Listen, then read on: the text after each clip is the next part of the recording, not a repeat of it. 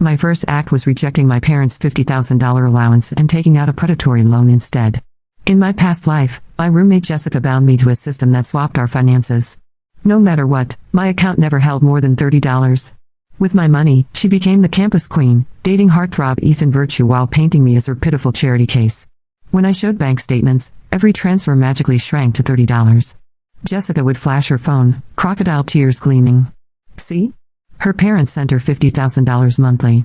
Why can't she face reality? The backlash was vicious. Relatives who defended me died in accidents. My body mysteriously withered. Finally, Ethan's friends dragged me into the woods. I died after hours of torture.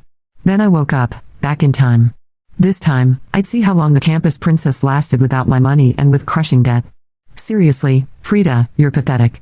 All your designer clothes were bought with handouts, and you have the nerve to be flashier than Jessica? She's so generous to you, and you just waste her money? If Jessica weren't such a saint, she would have kicked you to the curb ages ago. Say something. Stop playing dead. Get on your knees and apologize to her, or we'll make you. The jeers echoed in my ears, and for a dizzying moment, I struggled to place myself. Then it hit me. I was truly reborn, thrown back to the very day my roommate Jessica Price used her system to frame me as a poor student living off her charity. Seeing my silence, Jessica stepped forward, her voice dripping with fake empathy. Frida, don't tell me you're going to claim that money came from your parents, that you're the rich one. If that's the case, why don't you show everyone your bank balance? She smiled sweetly. Or better yet, have your parents wire you a few $100,000 right now. That would shut us all up. Last time, I fell for it. I stared at my $30 balance in disbelief and frantically called my parents, begging them to send more money. My desperation to prove the truth only played into her hands, funneling immense wealth directly into her account and solidifying her status as campus queen. When I held up my phone to show the incoming transfers, the numbers had magically changed to pocket change. In an instant, I became a public enemy, accused of being a vain, selfish leech who was bleeding her poor, hardworking parents dry. As I was plotting my next move, the campus heartthrob Ethan Virtue finally spoke up, his voice laced with contempt. Frida, it's over. Stop being so stubborn. A vain, selfish person like you doesn't deserve Jessica's kindness. The thought of you chasing after me makes my skin crawl. His brow furrowed into disgust as he strode forward and shoved me hard. I stumbled and fell to the ground. It was ironic. During freshman orientation, he had approached me, commenting on the beautiful necklace I wore and asking if he could borrow it to buy a similar one for his mother. Now a sharp pain shot through my shoulder where I'd hit the floor. The crowd around us erupted in cheers, shouting that Ethan had done the right thing. This only fueled Jessica's performance. She bit her lip, looking down at me with tear-filled eyes, making no move to help me up. Frida, I can't believe it's come to this. We're roommates. All you had to do was admit you were wrong. I would have forgiven you. Why do you have to be so stubborn and twist the truth? Who said I was going to be stubborn? I gritted my teeth and pushed myself up from the ground, forcing a smile. I'm so sorry, Your Highness. I was being vain. I took the money you gave me and bought all this stuff as punishment. I'll donate every last piece to charity for them to sell. I looked at her with wide, pleading eyes. I hope you can find it in your heart to forgive me and continue supporting me. The crowd, which had been ready to tear me apart, fell silent. They exchanged confused glances, unsure of what to say. Jessica was stunned. A flicker of panic crossed her eyes. Frida, you don't have to do that. If you're really sorry, maybe you should sell the items first and then donate the cash. What if the charity damages them? Oh, I'm sure the professionals can handle it. If I sold them first, would there be any money left for me to donate? It would go straight to her account. I turned away, my expression turning to ice. I pulled out my phone, opened a predatory loan app, and applied for a small $100 loan. As expected, the moment the loan was approved, the money never hit my account. I refreshed the app. The name on the loan agreement was now Jessica Price. So the system was thorough. It didn't just swap money, it swapped the source too. I almost laughed out loud. Jessica, your nightmare is just beginning. I took out $100,000 in high-interest loans in a single sitting. Then I called my parents, told them I didn't need an allowance anymore, and applied for off-campus housing. I would live off what I already had. Even so, a heavy pressure lingered in my chest. The system's parasitic effect on my body hadn't vanished completely. That afternoon, as I was leaving campus with a small bag, I saw Jessica and Ethan waiting for a car by the road, surrounded by a gaggle of their followers. They spotted me, their faces twisting into identical sneers. Frida. Jessica called out, jogging over to me with a bright, cheerful expression. What a coincidence. We were just talking about you. I've been thinking, give a man a fish and you feed him for a day. Teach a man to fish and you feed him for a lifetime. I've decided to stop giving you money and help you find a part-time job instead. It was amazing what money could do. Dressed head to toe in luxury brands, the old insecure girl who used to subsist on the cheapest cafeteria food was gone. It was hard to believe this was the same person. I couldn't help but wonder what dark magic she'd used to bind me. She shoved a stack of flyers into my hand, her expression earnest. I picked out all the best paying jobs for you. Once you donate money you've earned with your own two hands, everyone will forgive you, she sighed dramatically. My eyes are killing me from searching for these. Anyway, I'm about to treat everyone to a 5-star hotel buffet. How about you pick up the tab this time? I had never met anyone so shameless. She was spending my parents' money while trying to force me into working to fund her lifestyle. I glanced at the flyers. They were filled with shady gigs, including an ad for selling my own eggs. Just then, Ethan and the others sauntered over. What are you waiting for, Frida? One of them scoffed. Some of those jobs have application deadlines today. You'd better hurry. They won't wait for you. Jessica's parents just sent her another $100,000, another chimed in. That's more than your parents probably make in a lifetime. How can a poor girl like you just stand around doing nothing? A glittering Rolex had appeared on Ethan's wrist, a model that screamed chosen by a girlfriend and was easily worth tens of thousands. He was burning through my money fast, no wonder he was so eager for me to earn more. I couldn't help but smirk. As a student, I think my priority should be my studies, I said with a pleasant smile. From now on, I plan to live on $30 a month, not a penny more. I'd appreciate it if you all helped me stick to that. I turned to leave, but a hand clamped down on my arm. Is that how a charity case speaks to her benefactor? Ethan snarled, flinging my arm away as if he'd touched something filthy. Jessica went to all this trouble to help you, and you're just going to walk away? Do you enjoy being a parasite? His cold, menacing gaze merged with the memory of his eyes as he watched me die in my past life. My breath caught in my throat. He shoved me to the ground again before turning to leave with Jessica. But this time, a thought struck me. It wasn't just about sucking up to Jessica. It felt like he genuinely hated me. It felt like an eternity before my family's Rolls-Royce finally pulled up to the curb. By then, I was drenched in sweat, on the verge of heat stroke. My driver, Mr. Virtue, took his sweet time parking before giving a cursory double tap on the horn. Mr. Virtue, what took you so long? I asked, collapsing into the back seat, my shirt already soaked through. He, on the other hand, was in a noticeably cheerful mood. He shot me a stern look in the rearview mirror. You know, miss, you really need to work on that princess attitude. I'm your family's driver, not your personal slave. I'm an elder. You should show some respect. He sniffed. It was just a few minutes of waiting. Most girls aren't nearly as fragile as you. I'd never let my son date someone with your attitude. Just then, my phone buzzed with notifications. It was my classmates' social media feeds. Oh my god, Ethan's family is seriously loaded. He let us ride in his Rolls-Royce. Look at that Starlight headliner. It was so epic. Next time we need a second car, though, I'm calling dibs on the Maybach. If we hadn't wasted so much time dealing with that shameless pauper, we would have been cooling off in this luxury car ages ago. I froze. That wasn't his car. That was my family's car. I immediately made a call. The results of a quick background check confirmed it. Mr. Virtue's son was none other than Ethan Virtue. It all clicked into place. No wonder my every attempt to prove my identity in my past life was thwarted. There was always a mole leaking information, and no wonder Ethan was so determined to destroy me. He and Jessica were working together from the inside. My hand instinctively went to the necklace Ethan had borrowed during orientation. That's when it all started. Right after that, Jessica, the girl who could barely afford food, suddenly became incredibly wealthy. Back then, I used my meal card for everything and never checked my bank balance. I had handed them the perfect opportunity. Miss Frida, what are you doing? The car screeched to a halt. Mr. Virtue was staring at me in the rearview mirror, his eyes wide with panic, fixed on my hand as it was about to unclasp the necklace. That was a coming-of-age gift from your mother, he stammered. You're not taking it off, are you? His panicked expression was all the confirmation I needed. Of course not, I said with a small laugh. Just admiring it. I closed my eyes, and from the driver's seat I heard a quiet sigh of relief. The moment I got back to the villa, I ripped the necklace off. I called my father and told him Mr. Virtue had been disrespectful and needed to be fired. Then I enjoyed a gourmet meal prepared by our French chef, and after eating my fill, I collapsed into bed. As I suspected, without the necklace, the crushing weight on my chest lifted. It was as if a massive boulder had been rolled off me. To avoid tipping my hand, I found an identical-looking necklace in my jewelry box and put it on. And now, Jessica, all you have left is that $100,000 debt. I did not return to campus for a week. Instead, I stayed at our family's villa, pretending to recover from stress while secretly plotting my next steps.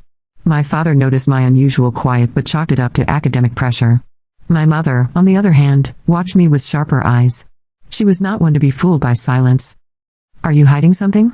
she asked on the fourth day, her fingers tapping against her porcelain teacup. "No," I replied smoothly, sipping my chamomile tea. "I'm just thinking about switching my major." She narrowed her eyes but said nothing more. In reality, I had no intention of switching majors. I had bigger plans. Now that I knew the system transferred not just money but sources and identity, I had to find its weak points. The necklace had clearly acted as a conduit or anchor. The moment I removed it, the pressure in my chest eased, and I finally felt like my thoughts were mine again.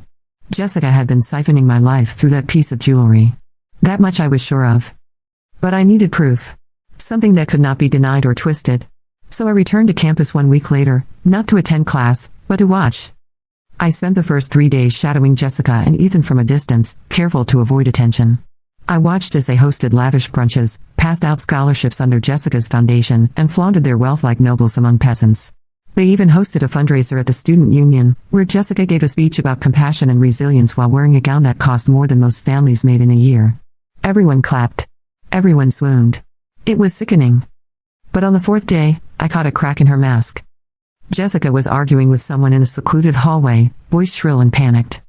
"No, I don't care if the app says the funds are low. Just open another account. Use her name again if you have to. As long as it pulls from the same source, we're fine." "What do you mean the last transfer bounced?" "That's impossible. It's her account. Check the sync." She turned and froze when she saw me standing at the far end of the corridor. I raised a brow and waved. "Everything all right, Jessica?" She smiled too quickly. "Of course. Just a banking error. These things happen." I nodded. "Of course. Wouldn't want your donations getting interrupted." Her eyes narrowed, just for a second, and I knew she had seen the shift. The system was starting to falter. Later that day, I visited the IT department under the guise of researching system vulnerabilities for a class project. I spoke to a graduate assistant named Marcus who seemed too eager to impress. "What exactly do you want to know?" he asked, twirling a pen between his fingers. "Let's say," I began, careful with my tone, "someone were to install a background sync between two financial profiles. What kind of metadata trail would that leave?" He blinked. "You mean like mirrored accounts?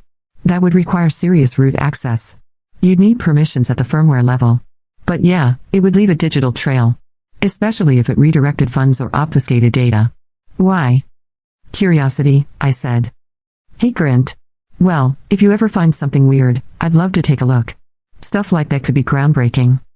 "I'll let you know," I said, already deciding not to. The next phase was riskier. I applied for several new bank accounts using pseudonyms. Then, from a different device, I attempted to send myself small transfers through known apps. One by one, they failed. Every $cent disappeared before reaching me. But when I tracked the IP of where the funds were rerouted, the trail led to Jessica's dorm suite. Exactly as I suspected. It was a web. Complex. Automated. Possibly AI-assisted. The system not only intercepted transfers but disguised the origin and redirected funds based on proximity to certain triggers, most likely wearable items or biometrics. I needed a test subject. Someone the system had not latched onto. That someone turned out to be Becca, a quiet girl from my statistics class. She had no ties to Jessica or Ethan and still used a flip phone. "Can I ask you a weird favor?" I said one afternoon while walking with her across campus. Becca looked wary. "Depends how weird." "Can I give you $100 in cash and have you transfer it back to me digitally? I'm testing something." She shrugged. "Sure." I handed her a crisp bill. She used a borrowed phone, logged into a new app, and transferred the amount. The moment she hit send, my phone buzzed. "Incoming transfer, $100. I stared. It had arrived. Intact. My pulse quickened. Becca blinked. "Everything okay?" "Yeah," I breathed. "Perfect." That night, I made a list. I titled it Operation Severance. Phase 1, eliminate all traceable links, no wearables, no jewelry, no apps previously installed. Phase 2, use proxies for financial access. No more direct deposits or digital footprints. Phase 3, sabotage Jessica's source. Turn the system against her. The opportunity came sooner than expected. The university was hosting a digital security symposium. Guest speakers. Media coverage. It was a perfect storm. Jessica was one of the keynote panelists. She arrived in a gold gown and heels worth at least $5,000. Ethan accompanied her in a custom-tailored suit, adjusting his cufflinks like royalty. They took the stage to thunderous applause. I waited backstage, posing as a volunteer, carrying a backup laptop in case one of the speakers needed assistance. Right before Jessica's speech began, I approached her handler. "There's a sync issue with the display. I need to swap the device." The handler barely looked up. "Fine, just be quick." I connected my decoy laptop to the stage's media system. It looked identical to the original, but inside was a program designed to intercept the audio feed and overlay my file at the perfect moment. Jessica began her speech, all smiles. "And it's not about money. It's about heart. When I met Frida, she was broken. I gave her purpose." The screen behind her flickered. A new video appeared. It showed Jessica in her dorm, laughing with Ethan as they scrolled through my financial history. $30 again, she giggled. "It's like clockwork. She still doesn't suspect a thing." The crowd gasped. Jessica turned, horrified. "What is this?" The video continued. Ethan's voice, "Think she'll figure it out?" "Jessica, does it matter? As long as we keep siphoning from her parents, she's just a walking wallet." The auditorium exploded into chaos. Phones came out. Journalists stood up. The moderator tried to cut the feed, but it was too late. The footage went viral in under 15 minutes. Jessica's eyes found me in the shadows. "You," she hissed. I didn't reply. I just turned and walked away. Back at the villa, my mother greeted me at the door. "You did something," she said. "Something necessary," I replied. She didn't press. That night, I received a message from Ethan. "You'll regret this." I stared at the screen. "No, Ethan. You will." The next morning, the financial press reported that Jessica Price's family accounts were frozen pending investigation. Anonymous tips had been submitted to federal authorities about wire fraud and digital embezzlement. At noon, the university suspended her and Ethan pending disciplinary review. But I was not done yet. Because revenge without understanding is just anger. And I wanted more than justice. I wanted to understand the system. And then dismantle it from the inside. The headlines spread faster than fire in a dry forest. Campus angel or digital thief? Jessica Price under investigation. Exposed, the dark truth behind the Queen of Compassion. Siphoned wealth and stolen identity, the Frida Fisher case. By the end of the second day, Jessica had gone radio silent.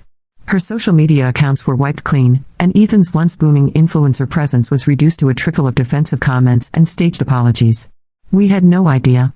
We were manipulated too. This was a technical misunderstanding. Right. The university attempted to keep the matter internal at first, but someone, probably Marcus, the grad assistant I never trusted, leaked the full logs of the intercepted data. Screenshots, voice files, payment routes, IP traces, banking metadata. All of it. Within 72 hours, every student on campus had formed an opinion. Some gloated. Some defended. A few sent me messages of apology or quiet support, but I did not reply. Not yet. Instead, I stayed in my off-campus apartment, plotting Phase 2. Operation Severance had succeeded in severing Jessica's false halo, but that was just the first domino. There was still the issue of the system, whatever it truly was, that had allowed this entire manipulation to happen in the first place. And I was starting to think it ran deeper than Jessica. Much deeper. On the fifth morning, I received a package. No return address. Hand-delivered. Unmarked envelope inside. When I opened it, I found a single photo. It was from freshman orientation, me, standing beside a younger Jessica, both of us smiling. But something was off. Behind us, in the blurry background, stood Ethan. And just behind him, another man, older, dressed in black, with a cane and a scar across his cheek. He was looking directly at the camera. Underneath the photo, someone had written in clean, block letters. The system was never hers to control. I stared at the message for a long time. Was this a warning? A threat? A clue? My instincts told me it was all three. So I went to the one person I had been avoiding. My mother. She was reading a leather-bound book on the villa terrace when I approached. A breeze stirred the pages, and the scent of jasmine hung in the air. I need to know something, I said, holding up the photo. She looked at it for 3 seconds. No more. Then she closed her book and gestured to the chair across from her. I wondered when you'd ask, she said. You know him, I said. Yes. Who is he? Your grandfather's oldest rival. Name is Raymond Albrecht. He was exiled from our family network almost 40 years ago. I blinked. We have a family network? She gave me a small smile, then reached into her purse and handed me a folded piece of paper. It was yellowed with age and filled with names, dates, and symbols. This, she said, is our true inheritance. Not money. Not stocks. Legacy. Connections. And control. Control of what? Data. Influence. Information systems. It clicked. Are you telling me my family invented the system Jessica used? No, she replied calmly. I'm telling you she stole a diluted version of one we abandoned decades ago. I leaned back, trying to process. Why would we abandon something like that? Because it consumed its users, she said. It required emotional anchors to work. Physical conduits. Like jewelry, heirlooms. Eventually, the cost wasn't just financial, it was spiritual. Psychological. People became obsessed. Addicted. Jessica used a necklace. My mother nodded. Then she didn't build it. She triggered it. Most likely without understanding. Ethan? His father was your grandfather's driver. He was dismissed for unauthorized use of family data. Looks like he passed more than just driving lessons to his son. So Jessica and Ethan were puppets? She sighed. No. They were opportunists. But the strings were old. Buried. You woke them up. I exhaled slowly. And now? You need to finish what your grandfather started. Dismantle it. How? From the inside. That night, I returned to campus and visited the restricted archives in the library basement. Only a few students ever entered this part of the building. You had to request access through 2 different departments and sign a physical logbook. I used my family name. Doors opened. In the back, behind a wall of climate-controlled cabinets, I found a folder labeled Project Mirror Root, deactivated 1998. Inside were diagrams, schematics, old digital logs and a flowchart of a system that looked disturbingly familiar. Mirror Root was a prototype network that created mirrored digital identities using wearable anchors and emotional energy. It used biometric feedback, proximity sensors, and adaptive AI routing to link 2 subjects through one data stream, allowing one person to drain, mask, or redirect financial and emotional output from the other. It had been banned. Shut down. But not destroyed. And now, it had awakened again through Jessica's usage of the necklace. My necklace. The coming-of-age gift from my mother, who had likely known all along. I left the archives with a folder under my arm, heart pounding. The next morning, I found Ethan sitting on a bench outside the administration building, looking pale and drawn. He stood when he saw me. We need to talk. I don't think so, I said. It wasn't supposed to go that far. I tilted my head. You mean the part where I died? His face twisted. That wasn't me. That was her. You held me down while they kicked me, Ethan. Don't rewrite history. He ran a hand through his hair. I didn't know the system would do that. I just thought it would make things easier. For whom? I asked. I thought, if we could access your account, your family's influence, we'd finally be somebody. You were already somebody, Ethan. But you chose to be nobody. He looked like he wanted to argue. Then he looked down. I think she's losing her mind, he said quietly. Jessica. She keeps saying the system is talking to her. That it's inside her now. I stared at him. Maybe it is. Can you fix it? I don't know. He hesitated. Do you want help? From you? Yes. I considered it. Ethan was a liar. A coward. A traitor. But he was also a witness. And right now, I needed every thread. Fine, I said. But if you betray me again, I'll erase you from every system in this city. He didn't laugh. Because he knew I meant it. We spent the next week pulling the rest of the logs from Jessica's devices. She hadn't wiped them properly. We recovered files, thousands of them, showing every transaction, every rerouted payment, every moment she'd laughed at my expense. But we also found something else. She wasn't the only one using the system.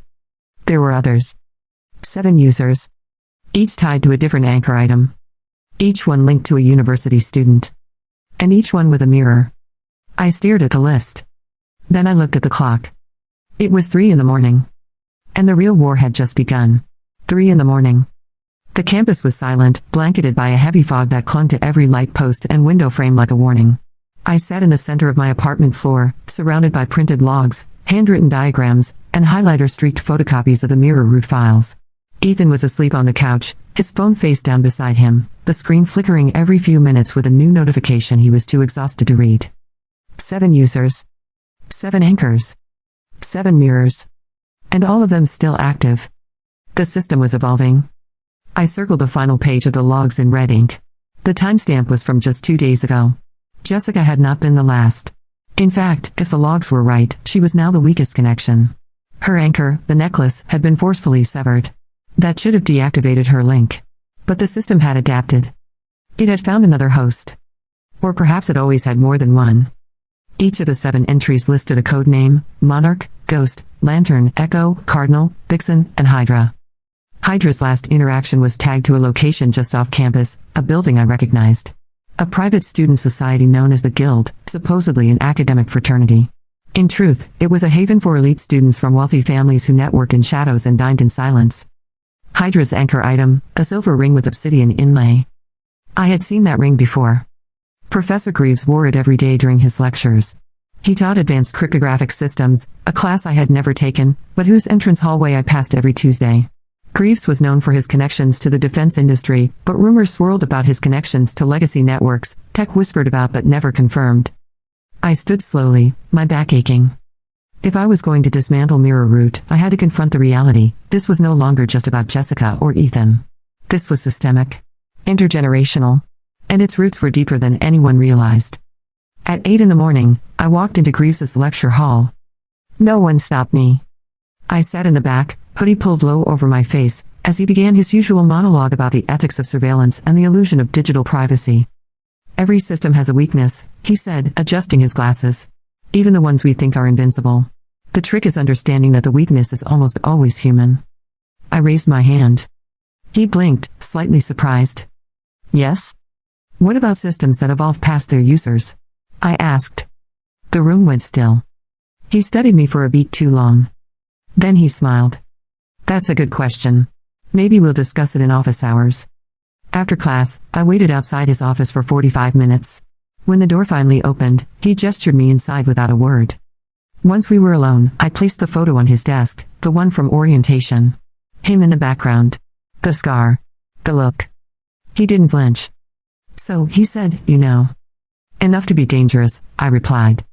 Good, he said, sitting back. That means you're not completely naive. Let's skip the pretense. What do you want? To shut it down. He tilted his head. Why? Because it killed me once. That made him pause.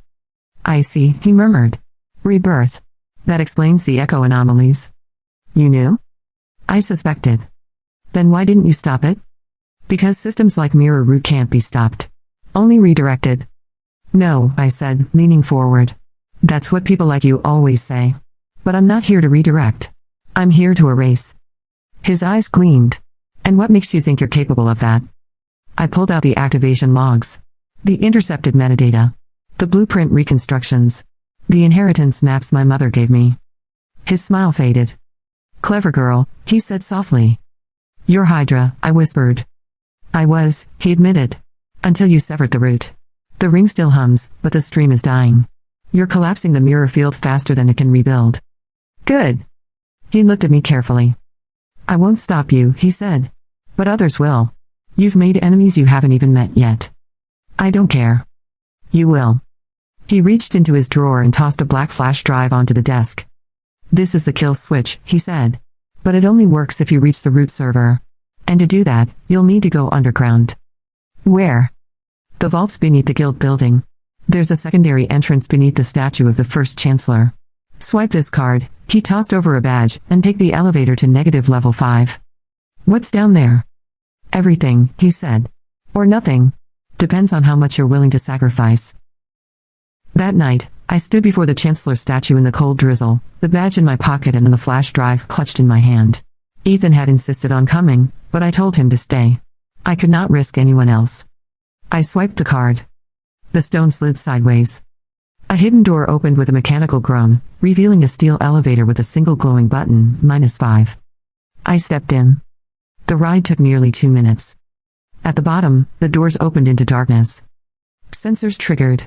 Rows of lights flickered on, revealing a massive chamber filled with humming servers, old tech interlaced with newer components, and screens showing looping data feeds, names, accounts, heartbeat monitors, scrolling code. It was a digital tomb of identities. At the center stood a column of glass containing what looked like a tree, its roots made of cables, its branches pulsing with light. This was the root. I approached the terminal. Inserted the drive. Typed in the key sequence. The screen flashed. Authentication confirmed. Erasure protocol activated. Warning, user link detected. I froze. A red line pulsed across the screen. Anchor found, subject Frida Fisher. What? No. I had removed the necklace. I had severed all links. The screen pulsed again. Secondary anchor, subject Ethan Virtue. My breath caught. It wasn't me anymore. It was him. The last piece clicked into place. In trying to help me, Ethan had become the new conduit. The system had latched onto him through proximity, emotional entanglement, and guilt. I had not destroyed the mirror. I had passed it. A timer began to count down. 10 seconds. 9. 8. My chest ached. I reached for the drive. Then I stopped. Let it run. 7. 6. This was the only way. 5. 4. He would survive. 3. It would break the loop. 2. Maybe. 1. The screen went black. The chamber lights shut off. The hum faded. Silence. I exhaled, my knees buckling as I collapsed beside the terminal. It was done. It was over. And for the first time in what felt like centuries, I was finally alone in my own mind. Back on the surface, dawn was breaking. My phone buzzed. A message from Ethan. I felt it. Like something cracked inside. But I'm still here. You? I smiled faintly. Free. Later that day, I received another envelope. Inside was a single sentence. You burned the forest. But the seeds are still in the soil. No signature. No address. But I wasn't afraid. Because I wasn't reborn this time. I was rewritten. And whatever came next, I would be ready. The system was gone. Or so I believed. For weeks after the purge, silence reigned. The campus slowly recovered from its hysteria. News outlets moved on to other scandals. Jessica disappeared entirely.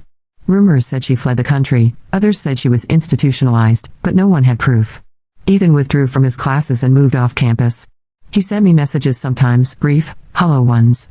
I replied even less. I had no interest in rebuilding what we never truly had. My focus shifted. With the root system destroyed and the anchor severed, I expected everything to return to normal. But nothing felt normal. My body, once heavy with pressure and fatigue, felt light to the point of being unstable. My senses were sharper. My sleep deeper. But there was something else too, an edge to the air, a faint hum under the silence. Something was waiting. I returned to the villa and handed my mother the final logs, the dismantled flash drive, and the copy of the project files. She did not ask questions. She simply took the documents, placed them in a locked drawer, and poured me tea. Now what? I asked. That depends on you, she said. I don't want this legacy. She nodded slowly. Most who inherit power don't. Then why pass it on? So it can be rewritten.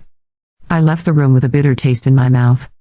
That night, I dreamed of wires twisting through trees, of silver roots wrapping around my wrists. I woke with a start, breath shallow. The system was dead, but the echoes remained. Psychological, perhaps. Residual. But real. I needed clarity. So I did something I had avoided since day one. I returned to the woods. The place where I had died in my first life. It had rained the night before, and the forest floor was damp and uneven. The trees stood silent like sentinels, the same ones that had watched my past self break and bleed beneath their branches. I found the clearing. The rocks. The scorched patch of earth. My knees buckled, and I knelt there, pressing my palm to the ground. I'm not her anymore, I whispered. The wind didn't answer. But something inside me did. Closure. Not vengeance. Not triumph. Just release. On my way back, I received a call from a blocked number. I answered without speaking. A voice spoke, calm and deliberate. You severed the original root. But you never asked who planted it. I froze. Who are you? You'll find out when the next mirror activates. Goodbye, Frida. The line went dead. For the first time in weeks, I felt fear, not of being drained or framed or erased, but fear of the unknown. The system was bigger than Jessica. Bigger than my family. It was an idea, a structure, self-replicating and viral. I needed allies. The next day, I returned to campus and met with Marcus, the overeager grad assistant from the IT department. He looked thinner, more tired. His room was a mess of server parts and open notebooks. "I know you were involved," I said, sitting across from him. He didn't deny it. "I didn't think it would go that far," he muttered. "It always does," I said. "How deep were you?" "I was recruited as a data handler. I didn't even know what I was mapping. Then I saw the logs. I knew it was your data. But I couldn't speak. They made sure of it." "Who's they?" He shook his head. "I never met them. Only got instructions. But there was one name." He wrote it on a torn piece of paper. "Aurelia Vale." "Who is she?" "No idea," he said. "But she signed every encrypted packet I ever received." That name burned in my mind for days. I searched databases, old directories, student records, even underground forums. Nothing. No face. No history. Just a void. Until one night, I received an email. Subject: "I've been watching you." No message. Just a single link. I clicked it. It opened a private live stream. A dimly lit room. A woman stood in front of a blank screen. Tall. Severe.